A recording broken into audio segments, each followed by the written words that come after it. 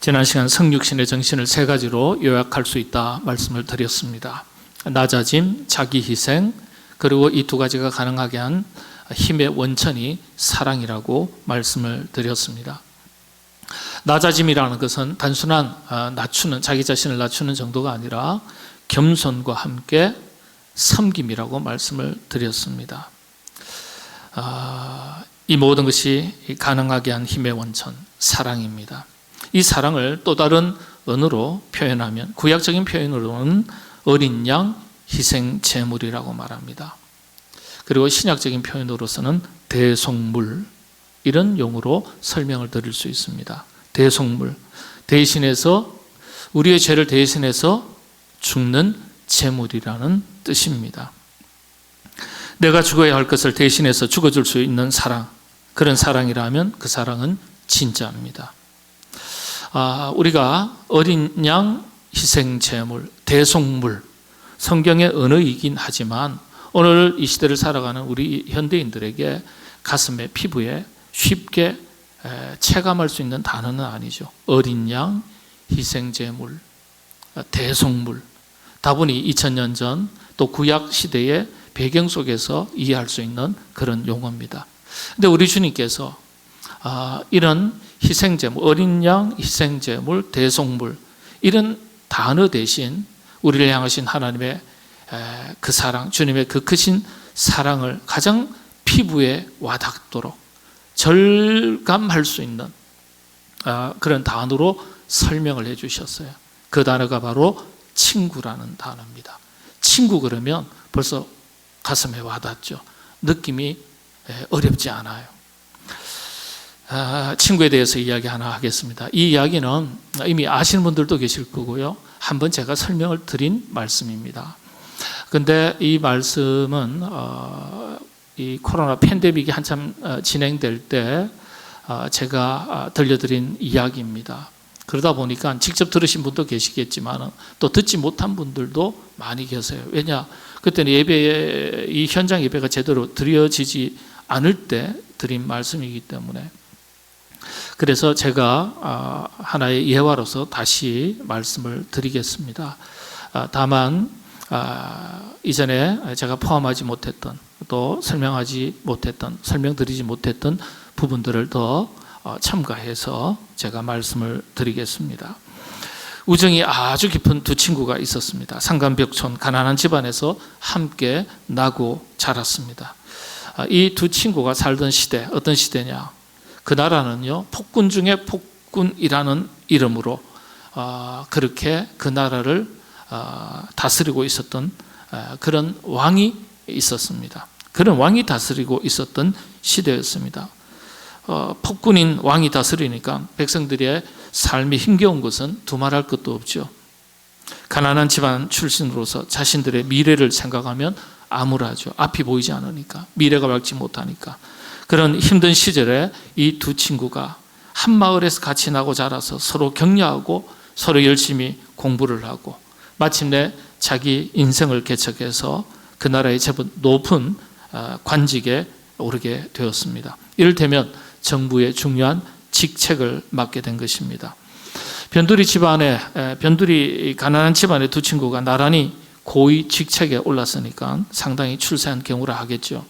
그런데 참 안타까운 것은 정직하고 참 성실했지만, 그리고 또 젊은 나이에 성공은 했지만 그만 주인을 잘못 만났습니다. 순수하고 선한 양심을 가지고 살아갈 때 악한 왕 밑에서 나라의 벼슬을 맡고 그 직책을 감당하려고 할 때 내적인 갈등이 참 심했을 겁니다. 말씀드린 대로 그 당시에 대단한 폭군으로 알려진 디오니시오라고 합니다. 디오니소스라고도 이야기하는데 디오니시오죠. 디오니시오 황제가 로마를 통치하고 있었습니다. 신화에 나오는 황제 이름인데요, 술의 신으로 알려져 있습니다. 바다의 신은 누굴까요? 이거 좀 아시는 분 많은데, 포세이돈이죠. 그럼 사랑의 신은요, 큐피드. 이게 왜냐하면 그 당시에 로마 시대는요, 이 다신 시대 문화였습니다. 그래서요, 뭐 질투의 신도 있고 모순신도 있고요. 갖다 붙이는데 전부 다 신 이름이에요. 그런 것처럼 술의 신입니다. 디오니시오가요. 실제 로마 역사에 아주 폭군 중에 폭군 세 사람이 있는데 이건 기억하시길 바랍니다. 네로 황제, 그리고 도미시안 황제, 도미티아누스라고도 하죠. 그 다음에 피의 지배자라고 별명이 붙은 코모두스 황제. 이 세 사람은 기독교 교회사에도 아주 자주 언급되고 다루는 황제입니다. 네로, 도미시안, 그 다음에 코모두스 황제입니다. 일반적으로 세계사에서는 폭군 중에 폭군으로 알려진 사람은 세 사람입니다. 네로, 그 다음에 칼리큘라, 자막을 보시면 클라우디우스, 글라우디오 이렇게도 되어 있습니다만은 이 세 사람입니다. 원래 네로 황제나 도미시안 황제는요, 특히 기독교를 박해하고 아주 수많은 그리스도인들을 잡아다가 로마 원형 경기장 사자굴에 집어넣고 사자와 혈투하는 것을 구경거리로 삼고 로마 시민들에게 보여줬던 그런 잔혹한 왕으로 알려져 있습니다.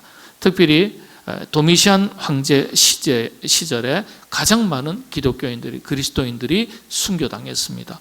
12제자의 대부분이, 사도 요한은 자연사했다고 알려져 있지만 유배 갔다가 그것도 유배 갔다가 자연사했지만 그것도 순교라고 할 수 있겠죠. 근데 대부분 베드로라든지 대부분의 사도 바울이라든지 대부분의 사도들은요, 이 도미시안 황제 때 순교를 다 당합니다.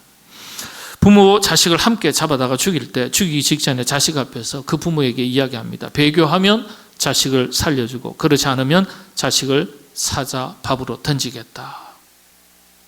당시에 어느 한 부모가 그런 유혹 앞에서 끝까지 믿음을 지켰습니다. 자녀가 사자들에게 던져지는 순간 그 장면을 부모가 보면서 절규하면서 지켜봅니다. 자녀가 사자의 발톱과 그 날카로운 이빨에 찢겨지지 않겠습니까? 발부둥치지 않겠습니까? 그 어린 자녀가 사자의 이빨에 찢겨서 비명을 지르면서 죽어가는데 그 장면을 지켜보던 부모가 그렇게 그 아들에게 외칩니다.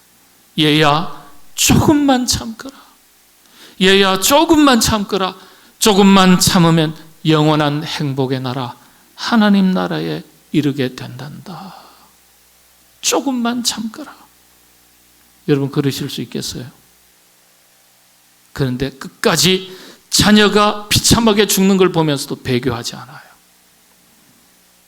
거의 2000년 전 그 당시 부모의 그 절규를 곁에서 지켜보던 한 군중이 남긴 기록이 지금까지 남아서 전해져 오고 있습니다.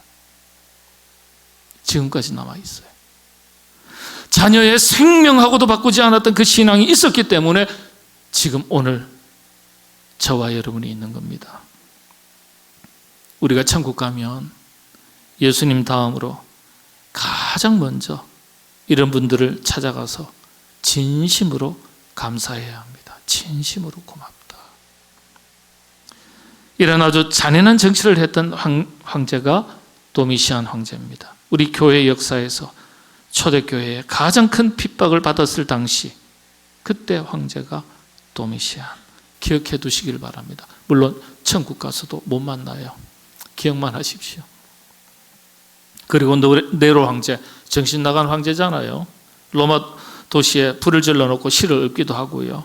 로마 도시에 불을 지른 사람들이 그리스도인들이다 소문을 내서 자신들에게 오는 어떤 이 정치적 압박을 그리스도인들에게로 돌리는 거예요. 소문을 내서 그때 그런 일 때문에 수많은 그리스도인들이 희생당했습니다. 여러분 요한계시록에 보면 666이라는 짐승의 숫자가 나오죠. 이 사탄의 숫자라고 해석을 하고 또 적그리스도라고도 해석을 합니다. 그런데 이 666이 바로 네로 황제를 상징적인 숫자로 표현한 것입니다. 666이요. 요한계시록 읽다가 666 나오면 누구라고요? 네로 황제입니다. 그렇게 이 네로 황제와 도미시안 황제가 그리스도인들을 아주 극심하게 핍박을 했습니다. 기독교 교회사에서는 이제 또 하나의 폭군이 있는데 코모두스라고 말씀드렸는데 로마의 폭군이기는 하지만 이전 황제에 비해서 다른 형태로 기독교를 핍박했습니다.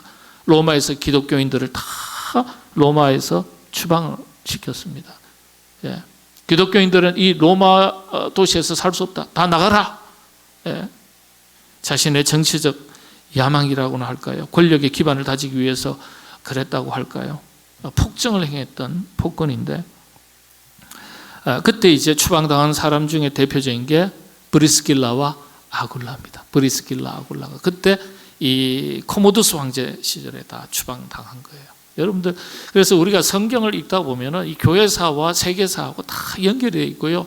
그 백그라운드에 얽힌 수많은 히스토리, 역사 이야기가 흥미진진한 이야기들이 굉장히 많고요. 이런 이야기들을 알면 성경을 이해하는데 훨씬 더 쉬워집니다. 아무튼, 자, 그래서 이 코모두스, 폭정에 반대하는 사람들을 사형에 잘 처하기로 유명한 황제였는데 걸렸다 하면 다 사형이에요. 그래서 폭군으로 알려져 있습니다. 앞서 말씀드린 대로 이 두 친구가 이와 같은 황제 밑에서 관직을 맡아서 황제를 섬기는데 내적인 갈등이 있지 않겠어요? 선한 양심이 있는데 자기가 섬기는 주인인 황제를 보니까 그렇지 못하고, 예. 이런 폭군 밑에서 충신이 하루아침에 마음에 안 들면 역적이 되는 겁니다. 자, 아니나 다를까 이런 폭군 밑에서 두 친구 중에 한 친구가 그만 역적으로 몰리게 됐습니다. 마침내 감옥에 갇히게 되고 드디어 사형 선고가 떨어졌습니다. 사형 집행일이 다 돼가는데 살아남은 다른 한 친구가 황제에게 찾아가서 특별한 부탁을 합니다. 친구를 대신해서, 황제폐하, 저 친구 죽기 전에 고향에 가서 부모님께 마지막 작별 인사할 수 있도록 배려해 주십시오. 저 친구 부모님에게는 이 아들 말고는 다른 자식이 없습니다. 그 연로한 부모님에게 마지막 인사라도 할 수 있도록 선처를 부탁드립니다. 예, 포악한 왕이니까 어떻게 했겠습니까? 이런 지하에 거절했습니다. 이유인즉 어떻게 믿냐는 거예요. 어떻게? 그래서 이 친구가 포기하지 않고 한 가지 제안을 합니다. 친구 대신 제가 자신이 옥에 갇히겠다. 만약 약속한 그날까지 친구가 되돌아오지 않으면 친구를 대신해서 자기 자신이 죽겠다고 약속을 한 겁니다. 이 폭군, 이 로마 신화의 이야기 속에서 나오는 때는 이 왕은, 황제는 디오니시오입니다. 디오니시오 황제가 이 우정을 가상히 여겨서 그 부탁을 들어줍니다. 돌아올 때까지 친구를 대신해서 다른 한 친구가 드디어 감옥에 가게 됐습니다. 참 이런 친구 덕분에 사형언도를 받았던 이 친구는요, 잠시나마 고향집 부모님을 뵙고 돌아올 수가 있는 거죠. 자, 그런데 시간이 지나서 돌아오기로 약속한 날이 다 됐는데 아침이 지나고 점심이 지나고 해가 지는 저녁이 다 됐는데도 고향집에 갔던 그 친구가 되돌아오지를 않는 거예요. 이제 남아있던 그 친구, 자기가 황제에게 약속한 대로 친구를 대신해서 사형을 당한 이제 처지가 된 것입니다. 황제가 그렇게 말합니다. 친구를 너무 믿었던 자네 실수야. 실수라도 약속은 약속이니까 친구 대신해서 자네가 죽어라. 그렇게 말하고서는 사형 집행을 명령했습니다. 그런데 원래 여러분들 사형이라는 것은 참 신기하더라고요. 동서고금을 막론하고 시대를 초월해서 해가 지면 사형을 집행하지 않아요. 우리나라도 꽤 오랫동안 사형을 집행하지 않습니다만은 사형을 집행할 때는요 항상 대부분 오전이었어요. 그 오후에 하더라도 해가 지는 5시, 6시 이후에는 하지 않았어요. 그럼 왜 그런지는 잘 모르겠습니다. 자, 그런데 폭군이니까 자정까지 기다렸다가 자정이 넘어가면 곧바로 사형을 집행하도록 명령을 했습니다. 봐주는 게 없어요. 자, 그렇게 사형 집행을 준비하는데 아무리 친한 친구라도 원망할 법하지 않겠습니까? 친구를 조금 더 원망하지 않고 말하기를 황제폐하, 제가 그 친구 잘 압니다. 무슨 긴박한 사정이 생겼을 것입니다. 그 친구는 약속을 반드시 지킬 친구입니다. 이렇게 친구를 변호해 주는 거예요. 자, 마침내 대신 감옥에 갔던 친구가 단두대 앞으로 끌려 나왔는데 또 많은 사람들이 몰려왔습니다. 사람들이 몰려왔는데 참 극적인 드라마죠. 바로 그때 참 멀리서 그 고향 부모님께 마지막 인사하러 갔던 친구가 달려오는 거예요.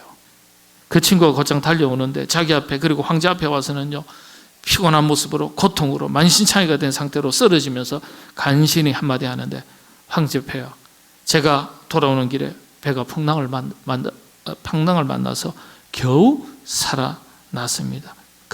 그 바람에 이제서야 도착할 수 있었습니다. 이제 약속을 지켰으니까 이 친구 풀어주십시오. 예. 사형수는 접니다. 자, 그리고 나서는요, 그렇게 말하고 이 두 친구가 서로 부둥켜 안고서 막 우는 거예요. 같이 한 마을에서 태어나고 자라고 또 함께 공부해서 성공해서 나라의 벼슬을 맡았는데 한 친구는 억울하게 누명을 쓰고 죽게 되었고 다른 한 친구는 그걸 지켜봐야 되고 그러니까 가슴에 한을 가지고 서로 부둥켜 안고 우는 거예요. 되돌아온 친구가 대신 붙잡혀 있었던 한 친구를 붙들고 이렇게 울면서 말합니다. 소중한 내 친구 디몬. 어떤 번역본에서는 데이몬이라고 되어 있어요. 디몬. 저 세상 먼저 가서도 자네를 결코 잊지 않겠네. 그랬더니 다른 한 친구죠. 예, 피아시스. 자네가 먼저 가는 것일 뿐 다음 세상에서 다시 만날 때 우리는 또다시 참 틀림없이 친구가 될 거야. 잘 가게, 먼저 잘 가게. 나중에 다시 만나세요. 이렇게 서로 인사를 막 울면서 주고받는 거예요. 근데 이 황제 디오니시오도요, 폭군이지만은 인간이에요, 인간. 하나님께서 예수 믿는 사람이나 예수님 믿지 않는 사람이나 모든 이 땅을 살아가는 인간에게 주신 하나의 독특한 게 있습니다. 그게 양심이라는 기능이에요. 양심. 선과 악을 분별하면서 살아갈 수 있도록. 모든 인간에게 주신 기능 하나가 있는데 그 기능이 양심이라는 기능이에요. 그래서 인간 악한 황제지만 인간 본성 깊은 곳에는 언제나 순수한 게 있게 마련인 겁니다. 이때 두 사람의 우정을 보고서 이 황제가 감동을 합니다. 그리고는 두 사람을 그냥 돌려보내라 이렇게 명령을 내리고 풀어주라고. 그리고 말하고서 자리를 떠날 때예요. 황제가 그런 말을 남기고 떠납니다. 내 모든 것을 다 주더라도 이런 친구를 한번 사귀어 보고 싶다. 내 모든 것을 다 주고서라도 이런 친구를 한번 사귀어보고 싶다. 여러분 참 감동적인 두 친구의 이야기인데 이게 실화일까 아니면 지어낸 흑우 소설일까? 사실 이 비슷한 이야기가 그리스 로마 신화에만 있는 게 아니라 실제 그리스 역사 속에서도 있어요. 그리스에서는 지금까지 실화를 바탕으로 전해 내려오는 이야기라고 알려져 있습니다. 우리나라 평강공주와 바보 온달 뭐 그런 이야기가 있지 않습니까? 그런데 이게 실제 인물이거든요. 이야기는 좀 각색이 됐겠지만은 실제 인물입니다. BC 4세기에서 5세기경 피아시스 그리고 데이몬 혹은 디몬 이 두 친구의 이야기로 알려져 있습니다. 우리 한국에는 평강공주와 바보 온달이라는 이야기가 있듯이 그리스에는 이 피아시스와 디몬, 피아시스와 데이몬이라는 두 친구 이야기가 있습니다. 실화면 어떻고 소설이면 어떻겠습니까? 한번 생각해 보십시오.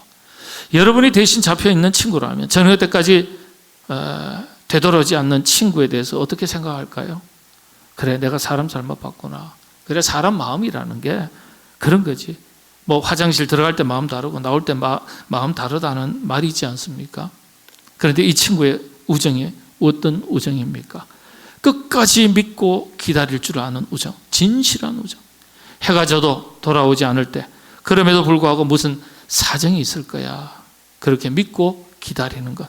여러분 믿지 못하면 기다릴 수 없는 것입니다. 믿기 때문에 기다릴 수 있고 믿기 때문에 설사 돌아오지 않아도 돌아오지 못할 사정이 있을 것이라고 끝까지 또 믿는 것입니다. 여러분 어쩌면 신앙도 이런 것 아니겠습니까? 믿고 잘 기다리는 것. 시편이라든지 잠언서라든지 또 신약 성경에 반복해서 기록된 말씀 중에 잠잠히 참고 기다리라.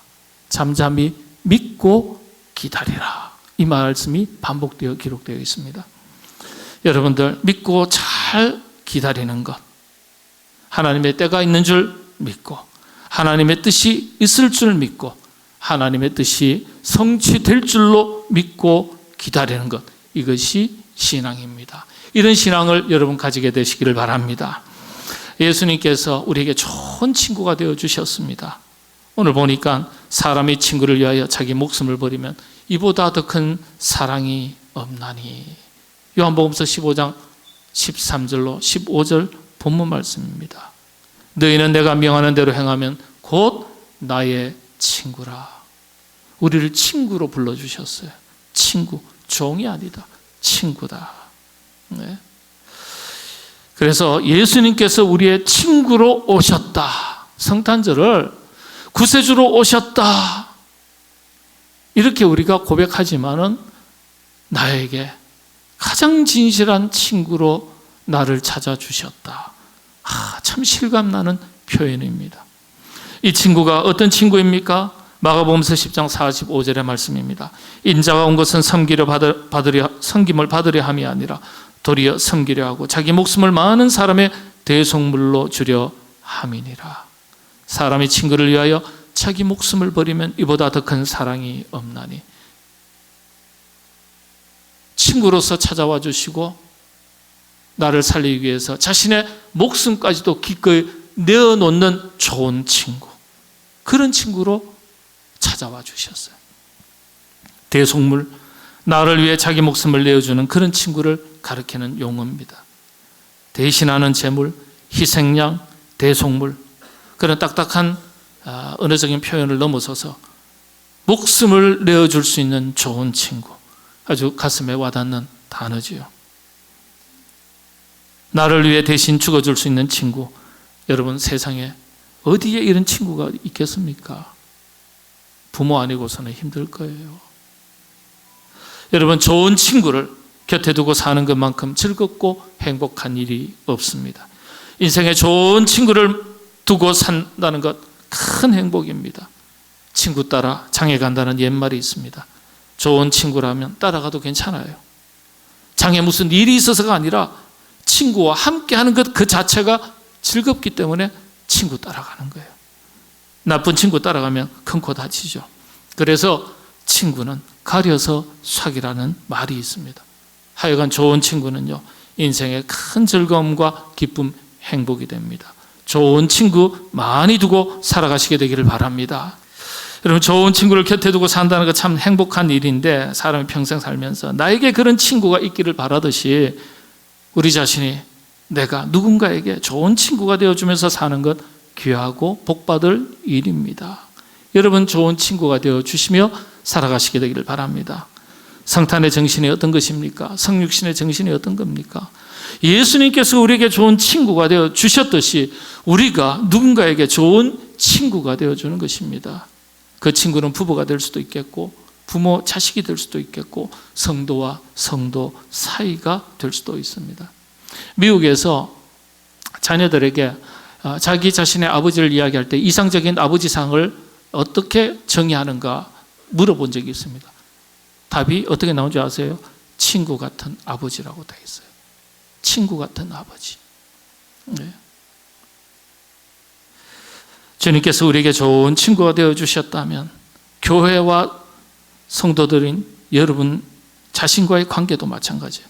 교회를 그리스도의 몸이라고 했습니다.